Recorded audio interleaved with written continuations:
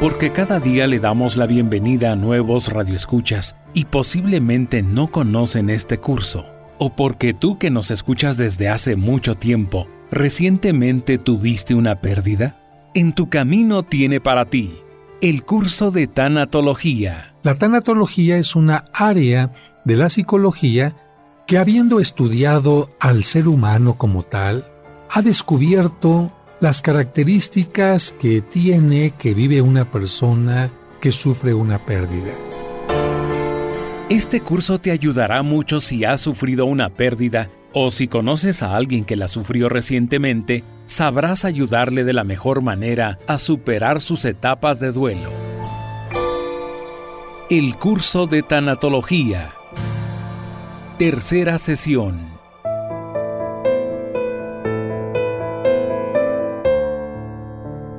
Continuando con nuestra reflexión sobre la tanatología, tenemos que decir que el dolor afecta a todas las edades y tiene muchas causas. El dolor afecta a las personas de cualquier credo religioso, no por ser budista o ser católico o ser protestante, anglicano o ateo. El dolor deja de aparecer. Hemos dicho que el dolor aparece cuando valoramos a las personas, las situaciones, los objetos, las cosas, las experiencias. Y aun aquellas personas que dicen renunciar y no estar apegadas a ninguna persona, a ningún objeto, yo creo que no pueden tener este desapego total, de tal manera que las edades, los credos religiosos, los pensamientos políticos, de ninguna manera van a hacer que una persona se libere totalmente del dolor. Para comprender mejor esto, le voy a pedir a David Chávez y a Sergio Enríquez que hagan algunos comentarios de pérdidas que pueden sufrir jóvenes o adultos. Rodolfo fue el mejor empleado durante todo el año. Para obtener un mejor puesto dio lo mejor de sí e incluso trabajó horas extras sin remuneración. Sus compañeros lo consideraban el mejor para el puesto. Sin embargo, se vio desilusionado cuando el puesto que deseaba fue ocupado por una persona con menos capacidad, pero recomendada por su jefe. Aquí yo quisiera hacer un comentario. Rodolfo nunca tuvo ese puesto que aspiró y, sin embargo, lo consideró suyo. Esto es precisamente lo que para él sea una pérdida. Pérdida no es solamente tener algo y perderlo. Pérdida también puede ser ilusionarse con algo y no llegar a tenerlo. Te pongo otro ejemplo. Una muchacha, a lo mejor se imaginó que un muchacho estaba enamorado de ella porque era muy atento. Esta muchacha se fue imaginando que algún día él le pediría matrimonio, que algún día podrían hacer una vida de pareja, y lamentablemente después de un tiempo de ilusionarse, donde ella casi se imaginaba ya con el vestido blanco y caminando hacia el altar, descubre que a este muchacho no le gustan las mujeres porque es homosexual.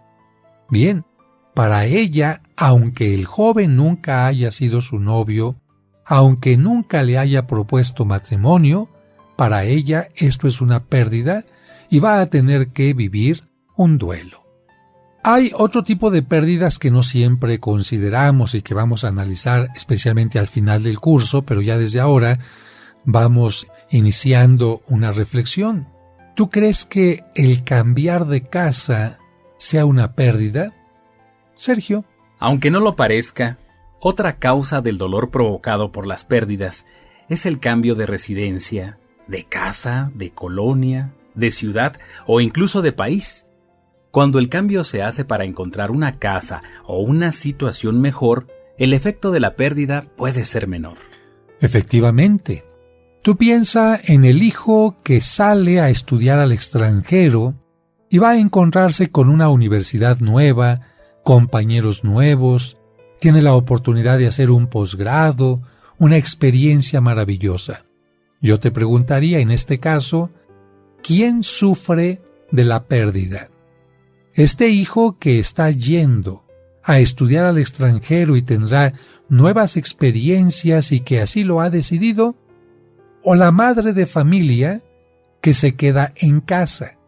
que se queda viviendo su misma experiencia, pero ahora sin el propio hijo.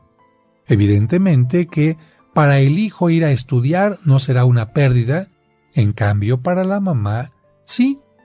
Te pongo otro ejemplo.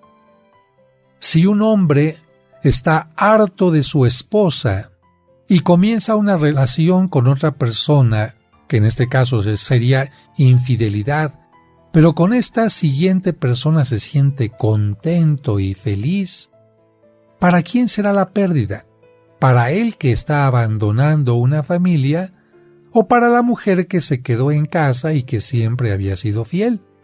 Evidentemente, para una persona es pérdida, para otra persona no es pérdida, y en este caso, hablando de la residencia, quien deja una casa para encontrar una residencia mucho mejor, tendrá un poco de sufrimiento, pero no tendrá tanto como si tuviera una casa muy grande y tuviera que mudarse a una más pequeña, más modesta y con más limitaciones. No solamente es el cambio de casa, sino bajo qué circunstancias. Pero la palabra mudanza significa muchas pérdidas. Una mudanza supone el dolor de dejar amigos, compañeros de escuela y las relaciones que has construido durante años. El dolor y desarraigo es más fuerte, es más doloroso cuando la familia o uno solo de sus miembros se ven obligados a cambiar de país. Muchas personas acuden al hospital porque el cambio o experiencia negativa les provoca alteraciones o una enfermedad. Interesantísimo este punto. Un cambio importante en la vida puede tener también repercusiones de tipo físico. Personas que han tenido una pérdida acuden al hospital porque empiezan a sentir algunas cuestiones que antes no sentían. Yo quisiera aprovechar este momento para preguntarle a David, que es colaborador nuestro, ¿qué experiencias ha tenido en este momento a raíz de la pérdida de un ser querido? David, yo quisiera preguntarte y que nos hicieras favor de compartir, ¿hace cuánto tiempo que perdiste a tu ser querido? A mi ser querido tiene apenas unas semanas, padre, que tuve esta pérdida muy importante para mí. ¿Qué significa, no qué significaba, sino qué significa esta persona para ti? ¿Por qué sientes que es una pérdida? Significa mucho para mí porque compartí muchos momentos especiales con él, porque me compartió mucha de su experiencia, de sus conocimientos, me ayudó a estudiar, me ayudó a conseguir trabajos, estuvo conmigo en muchos momentos importantes, padre. En este momento David no está siendo amplio, está diciendo muchos momentos importantes. Si yo tuviera que ayudarle a él como tanatólogo, le diría, ¿qué te has perdido, David? Si él contesta muchos momentos importantes, tendría que seguir insistiendo hasta que él me dijera, me he perdido desayunos con él, me he perdido navidades, me he perdido días de cumpleaños, me he perdido momentos de reírnos, me he perdido momentos de verlo sonreír, me he perdido momentos de fotografías familiares, me he perdido una y otra y otra y otra cosa. Esto es lo que una persona tiene que desarrollar cuando sufre una pérdida, para que esté rompiendo esta etapa que mencionamos anteriormente, la etapa de shock. Para poder valorar qué es lo que se está perdiendo, uno tiene que hacer un análisis completo, qué es lo que a partir de la muerte de mi ser querido no vuelve a ser igual. ¿Qué es lo que no vuelve a ser igual? Fíjate bien. Después de la muerte de un ser querido. ¿Escucha su voz? Solamente en una grabación. ¿Puedes ver lo que se mueve? Solamente en un video. Y si no tienes ni grabación ni video, ni eso. Puedes ver una foto estática, pero tu familiar no era un pedazo de papel impreso. Puedes quedarte con una parte del pasado, pero los familiares no son pasado, van desarrollándose, van creciendo. ¿Qué es lo que tú sentiste o que sientes ahora después de una semana de la pérdida? ¿Qué ha sucedido contigo que no había sucedido antes? Pues ahora, padre, justamente se han manifestado repercusiones físicas. He evaluado, he pensado que ya no voy a poder volver a comer con esta persona, como lo hicimos en las últimas semanas. Ya no podremos convivir en el cumpleaños de mi abuelita como lo hicimos hace un año. Ya no podremos darnos algún regalo en la Navidad, entre muchas otras cosas. Mencionaste tú repercusiones físicas. La gente no te ha acompañado al hospital, no ha ido contigo a una clínica. Necesitaríamos saber algunas de estas repercusiones porque seguramente a muchos que han tenido una pérdida les sonará muy conocido. ¿Qué tipo de repercusión? Bueno, el mismo día del sepulcro de mi tío tuve lo que los médicos me diagnosticaron como una crisis nerviosa, tuve una hipertensión reactiva. Eso quiere decir que ante tanto sentimiento acumulado, mi presión arterial se desestabilizó, me hizo falta el aire, tuvo que ir una ambulancia por mí, incluso internarme en la Cruz Roja. Bien, esto que le pasa a David está mencionando claramente que algo que está pasando internamente en nuestra psicología puede afectar todo lo que es nuestro cuerpo. Vamos a tener un capítulo especial para tratar este asunto, pero por ahora nos queda muy claro que una pérdida puede afectar incluso a todo el cuerpo de una persona.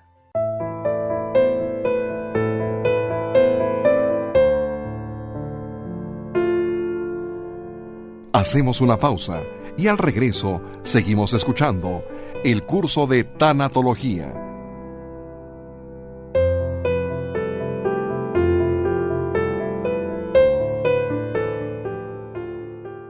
En tu camino, un programa para encontrar la meta. Muy seguramente has escuchado estos cuentos a través de este programa o en el canal de YouTube del Padre José. Si mi papá nos cuida a ti y a mí con tanto cariño, ya me imagino a San José cuidando de los 2 tesoros que Dios le encomendó. Con ellos, los pequeños y también los adultos, hemos comprendido mejor los evangelios de cada domingo. Mire lo que ocasionó, joven. No solo destrozó el automóvil que rentó, sino también el auto nuevo de esa familia. ¿Tiene con qué responder? El libro Cuentos para entender el Evangelio tiene estos maravillosos cuentos que te ayudarán a entender los evangelios que se leerán en la misa este y todos los domingos siguientes de forma indefinida. No sé qué me pasa. Me preparé muy bien, pero siento que me falta el aire. Tengo que confiar en mí. Puedes adquirirlo en su formato impreso en la parroquia de San Cosme y San Damián, ubicada en Serapio Rendón 5, Colonia San Rafael. O si deseas tenerlo en su versión digital en tu dispositivo electrónico, envía un mensaje a través de WhatsApp al 55 55 66 7744 o al 55 57 05 59 39. Cuentos para entender el Evangelio. Un libro para chicos y grandes. Seguimos escuchando el curso de tanatología.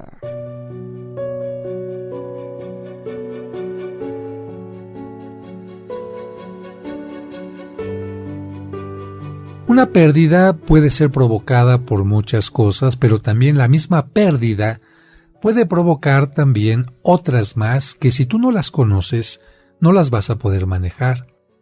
Quizás si David hubiera tomado un curso de tanatología antes de sufrir la muerte de un ser querido, él sabría, después de este momento tan difícil, que iba a pasar por esta cuestión a lo mejor corporal por la que está siendo afectado, y entonces podría tener una mayor tranquilidad.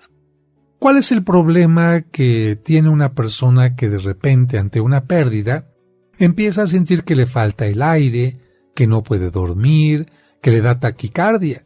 Evidentemente esto se va a complicar porque viene una ansiedad, viene un nerviosismo.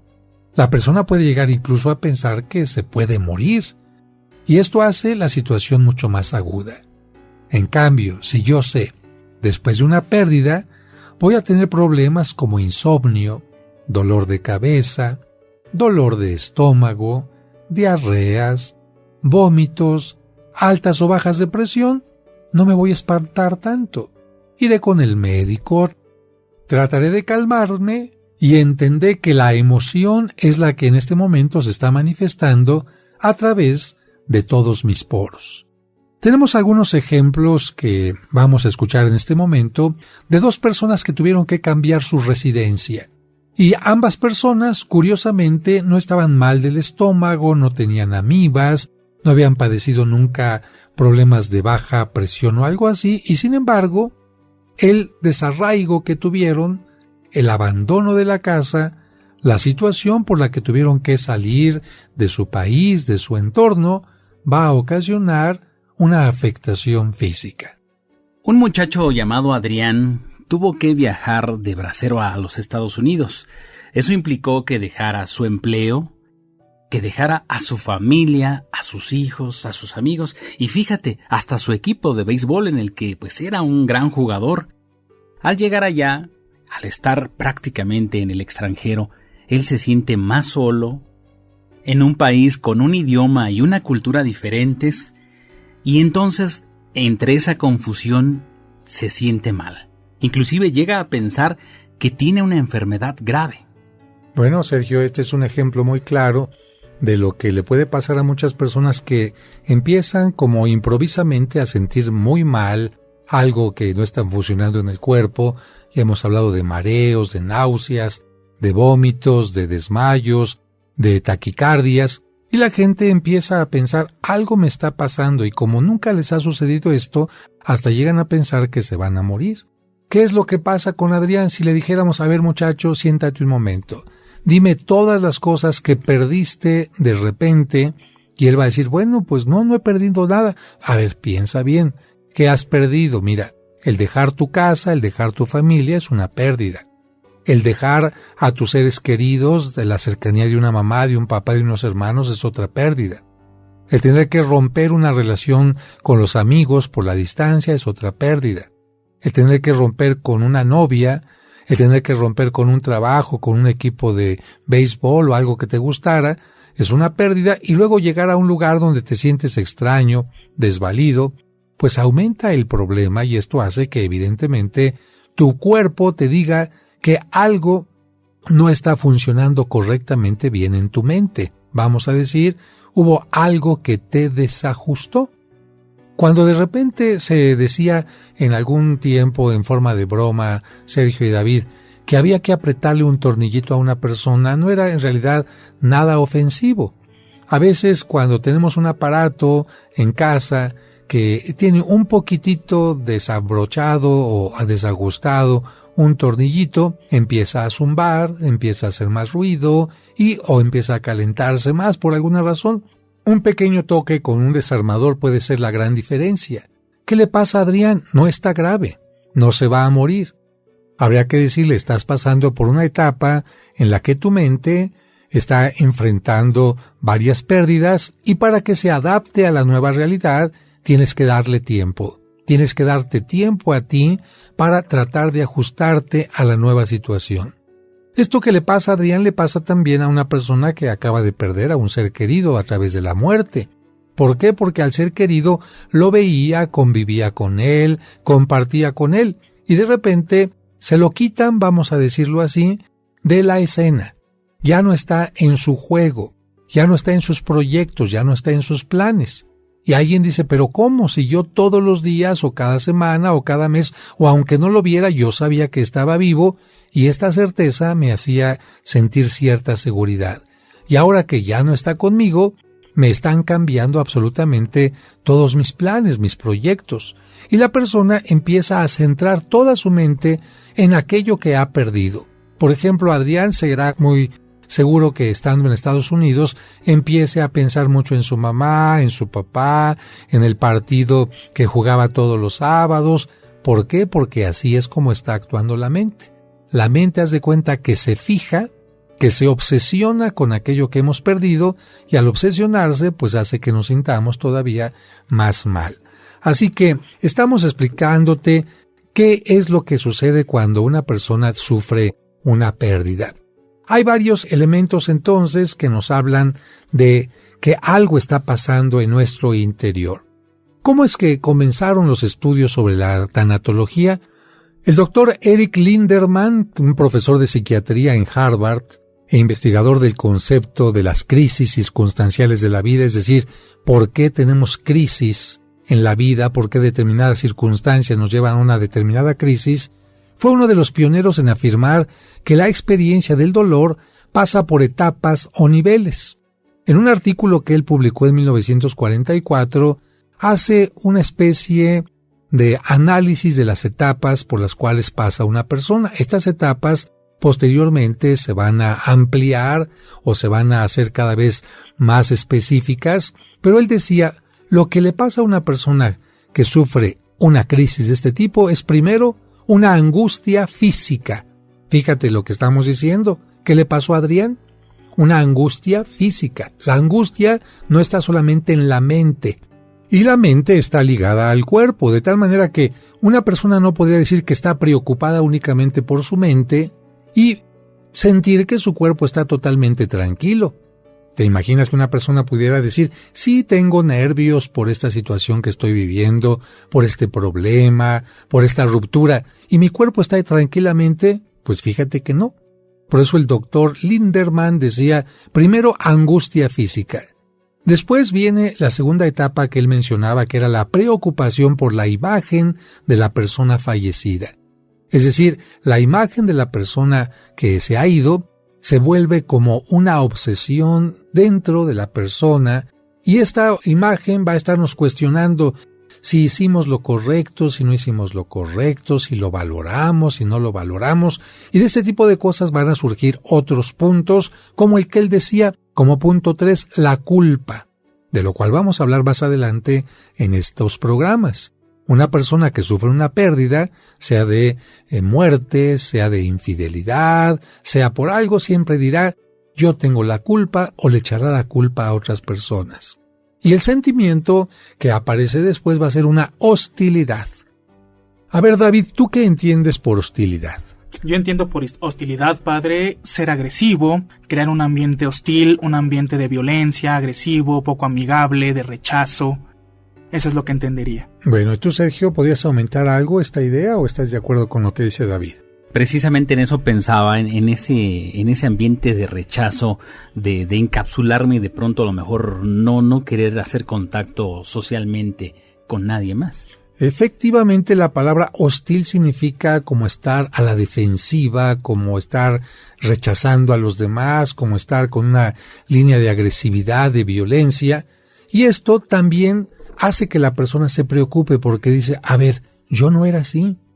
Yo era una persona tranquila, una mamá tranquila, un esposo tranquilo, un hijo tranquilo, y ahora me estoy dando cuenta que estoy tratando a los demás en una forma violenta, agresiva, incluso rechazando su ayuda. Y esto es algo que tenemos que tener en cuenta, porque cuando alguien sufre una pérdida, puede ser hostil, y no es que quiera ser hostil, está pasando por estas etapas de duelo.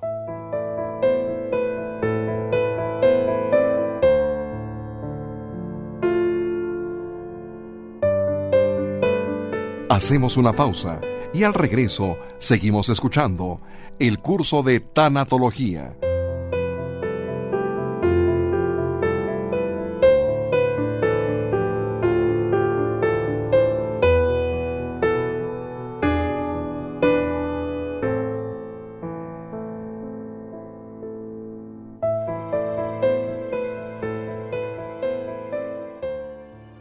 En tu camino. Dios te salve María, Virgen sin mancha.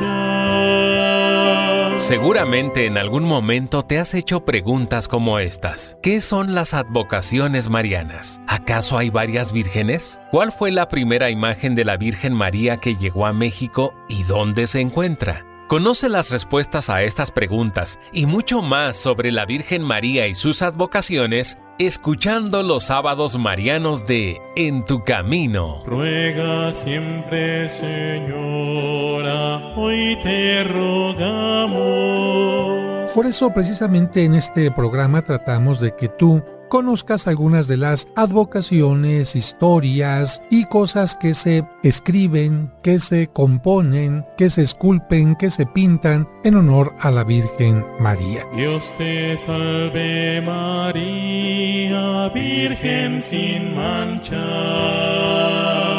Te esperamos el próximo sábado en su nuevo horario, a las 12 del mediodía. Todas las imágenes recuerdan a una sola mujer, a una sola Virgen María, pero tiene muchos distintos rostros a través de lo que han hecho los pintores, los artistas. Recuerda, los sábados marianos de En tu Camino a las 12 del mediodía. Y bendito tu vientre, Madre de Dios.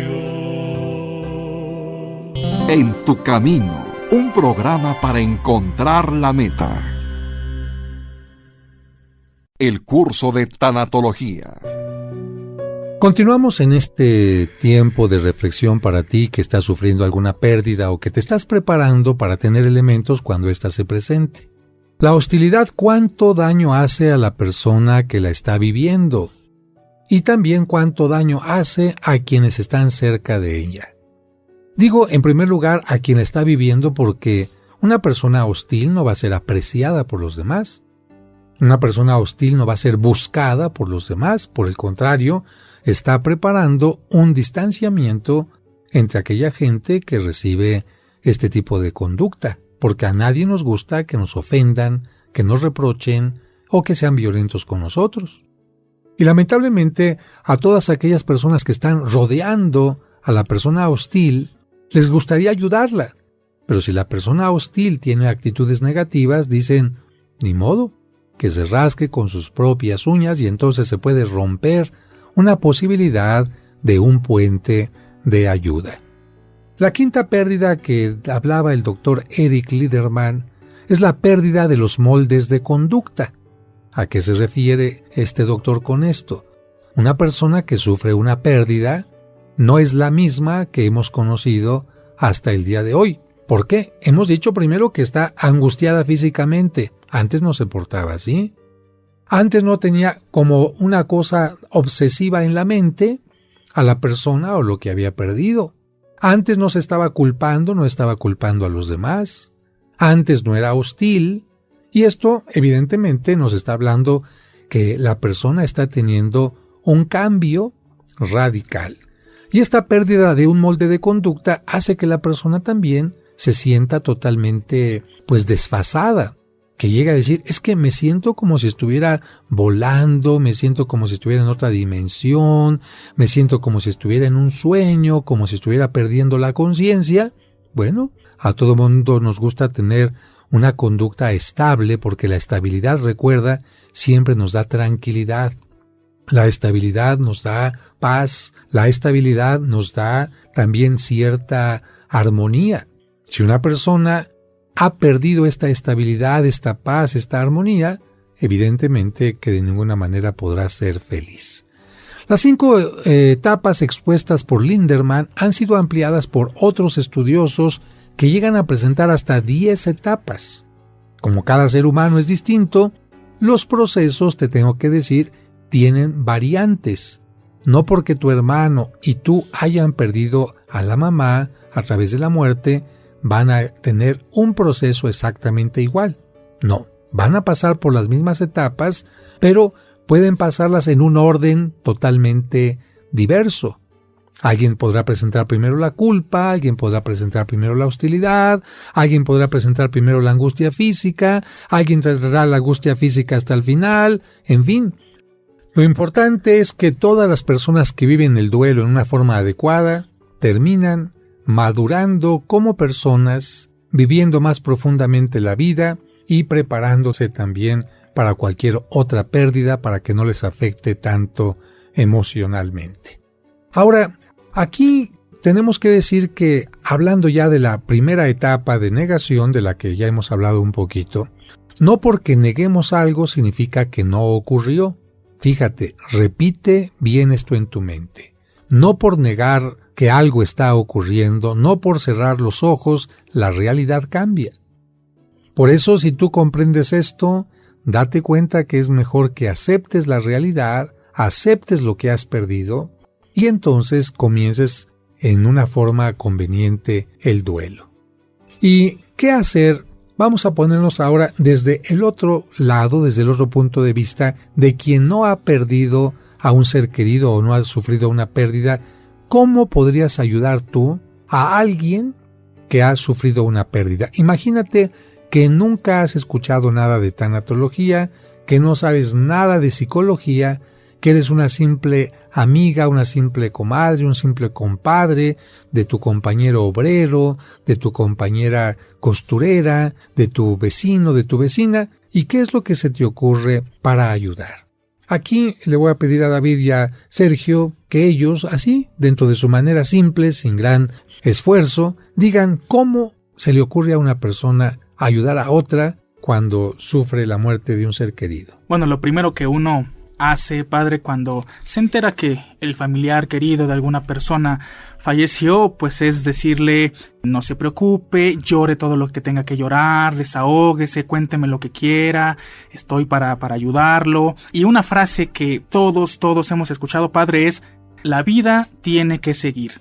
Eso creo que es invariable que uno lo escuche cuando se ha perdido a un ser querido, padre. Bueno, aquí hay un comentario interesante que hace David. Sin embargo, habría otra persona que diría: no, yo estoy escuchando en muchas ocasiones algo distinto a lo que dice David, porque David dice que las personas le comentan al deudo: llora todo lo que quieras. Y yo más bien he escuchado que le dicen: no llores, resígnate, todo va a estar muy bien. Y esto evidentemente es un error. Ya hablamos en alguna ocasión de que lo correcto sería lo que David nos está diciendo, y seguramente David pues ya se dejó influir por el curso que estamos nosotros preparando aquí. Pero lo normal es que la gente te diga: no llores. Y con eso, en lugar de ayudarte, no te están ayudando. Lo mejor es: llora, desahógate. Si quieres que te deje un momento a solas, aquí voy a estar. Y estoy diciendo otro momento importante, porque a veces pensamos que ayudar al deudo es estar todo el tiempo con él. Y los pobres familiares del deudo no solamente lo están velando, sino tienen que estar atendiendo a toda la gente y escuchando a una gente y escuchando a la otra, y se repite y se repite y se repite, y no los dejamos descansar cuando a lo mejor lo que necesitan es: vaya, métase al cuartito que tiene ahí la funeraria, descanse y se acabó. O como le hacen muy prácticamente en la mayoría de otros países que no son latinoamericanos, en donde el difunto pues es acompañado en un homenaje durante las horas ordinarias. Cuando es de noche, cierran la capilla funeraria, se van los familiares a dormir a su casa, todo mundo, y al día siguiente regresan para el sepelio. Y luego tengo que decirte que tampoco ayudan en nada los chistes que son muy frecuentes en los velorios. ¿Y por qué se hacen tan frecuentes y tan fuertes los chistes en los velorios? Bueno, porque están tratando de remediar la tensión tan fuerte que todos los que están velando al difunto tienen. Porque en un velorio todos están tensos. En primer lugar, nadie sabía el momento en que iba a morir la persona, y generalmente cuando te hablan para invitarte a un velorio, lo que pasa es que estabas trabajando, ya ibas a dormir, ibas a una fiesta, tenías pensado salir de viaje. Vamos, tú no tienes en tu agenda ir dentro de 2 semanas al velorio de fulanito. Evidentemente que no.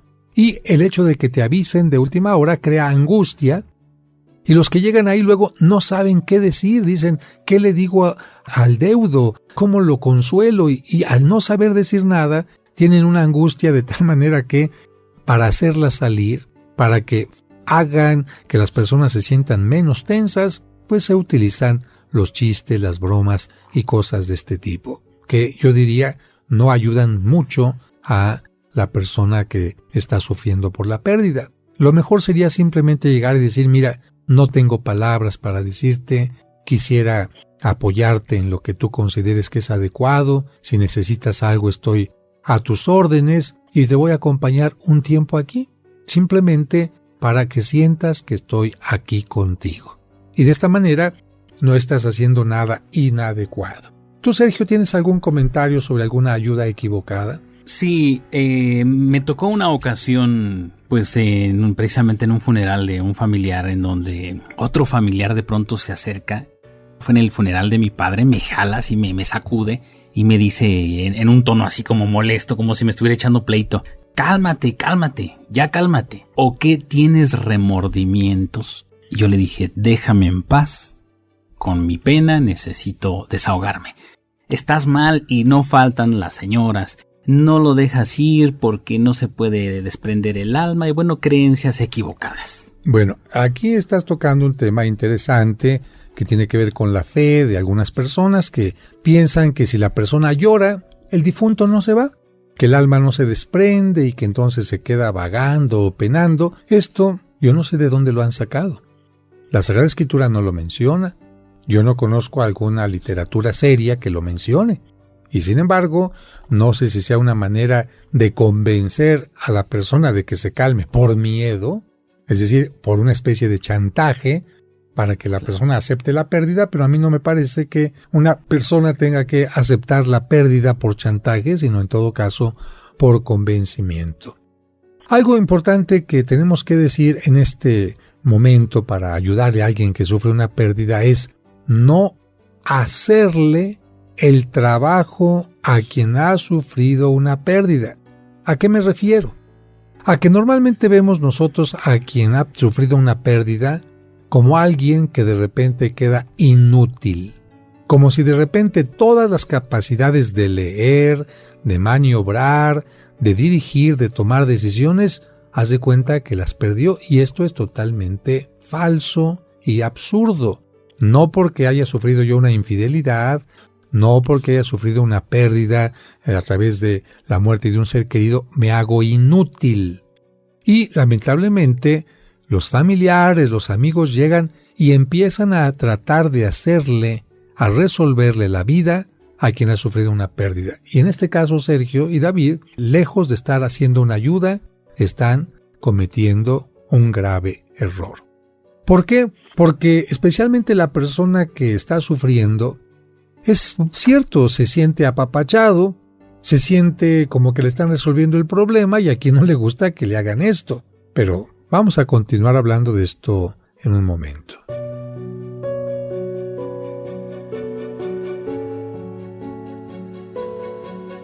Hacemos una pausa y al regreso seguimos escuchando el curso de tanatología. Camino. Termina el Año Santo en la parroquia de los santos Cosme y Damián. Te recordamos que la Puerta Santa se cerrará el jueves 26 de septiembre en la misa de las 6 de la tarde. Ojalá que, si no has venido aquí a la parroquia, pues puedas darte una vuelta.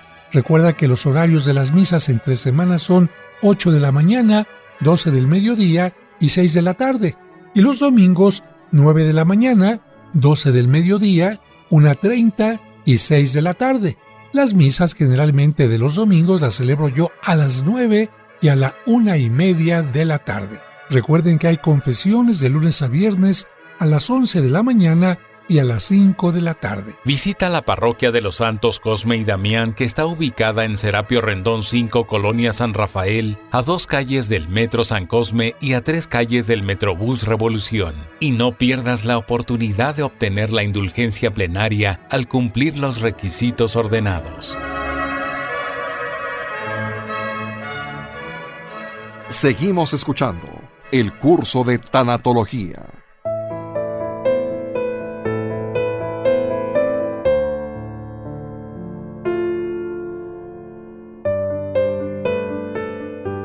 Estamos hablando de cómo poder ayudar a una persona que ha sufrido una pérdida y David tiene un comentario. Decía usted, padre, que no ayudamos mucho a los deudos de un difunto cuando pretendemos resolverles la vida, cuando han tenido esa pérdida, de llevarlos a lugares que acostumbraban ir ellos solos, de hacerles de comer, de apapacharlos, casi de dormirlos en la cama, porque siento, padre, que lo que estamos haciendo en ese caso es dejarlo a él solo con sus pensamientos y no que se ocupe de su realidad. Es decir, estamos dejando que se sumerja solo en su pena, que no tenga otra cosa que pensar más que su pena, en lugar de distraerse en las actividades cotidianas que tenía. Y yo diría no distraerse, sino simplemente continuar viviendo. Es decir, el que se murió fue otro, no fuiste tú. El que se fue de tu casa, si ya se fue para casarse, fue tu hijo, no tu mamá o papá. El que haya tenido una pérdida de un ser querido no significa que yo en ese momento quede desconectado y sin responsabilidad alguna en mi trabajo, con mi familia o cosas así. Entonces, la señal que le tenemos que dar y el mensaje que le tenemos que dar a una persona que ha sufrido una pérdida es: tu vida tiene que continuar con el ritmo que llevabas. Te va a costar trabajo volver a tomarlo, pero no puedes dejar algo para lo cual estabas viviendo, algo que era tu pasatiempo, algo que te gustaba, algunas actividades que ya tenías comprometidas, no las puedes dejar absolutamente de lado. Y disculpen que yo esté subrayando esto, pero es que es frecuente que ante una pérdida, la persona dolida pueda crear lazos insanos de dependencia o de control. Vuelvo a repetir, lazos de dependencia. Claro, si consigo alguna gente que me haga todo, pues ya hice un lazo de dependencia, me voy a hacer dependiente de los demás. Es que antes caminaba, ahora me da cosa caminar. Es que antes yo hacía las cosas solo, no, es que ahora quiero que alguien se quede a vivir conmigo. Eso es dependencia o de control. Personas que son manipuladoras pueden empezar a controlar a alguien como en esta situación. Pensemos en una madre de familia que ya había aceptado que sus 5 hijos se fueran de la casa, se independizaron, se casaron. Le costó trabajo aceptar el momento en que los hijos dejaron la casa, pero finalmente lo aceptó y ya se quedó a vivir únicamente con el marido. Bueno, de repente el marido fallece y aquella mujer que ya había hecho la vida en una forma independiente con la compañía del marido, pero en una forma independiente de los hijos, empieza a decirles a los hijos: vénganse a vivir conmigo, es que yo ya no puedo, y entonces empieza a controlar a los hijos para que estén todo el tiempo con ella, y claro, esto va a propiciar problemas con las nueras, con los hijos de los hijos, es decir, con sus propios nietos. Yo creo que lo conveniente es que los hijos se vayan repartiendo el tiempo, la vayan a visitar por la mañana, no es necesario que se queden por la noche, a menos que haya mucha inseguridad o que la persona esté muy enferma. Pero aún en ese caso, se puede poner a una persona, dama de compañía, una enfermera que acompañe, que incluso puede estar más capacitada que el propio hijo, que no sabe ni inyectar, ni medir la presión, ni cosas así. Sin embargo, en este caso, la persona controladora que dice: no, si no eres tú, no me mandes a la enfermera. No, si no eres tú, no quiero. Y uno tiene que tener una habilidad para decir: mamá, no hay de otra. O en estas circunstancias, yo no permito que me vuelvas a controlar. Entonces vemos aquí como un problema de una pérdida, del sufrimiento de una pérdida, puede ocasionar problemas totalmente distintos, ¿no? Así que vamos a poner un ejemplo, Sergio.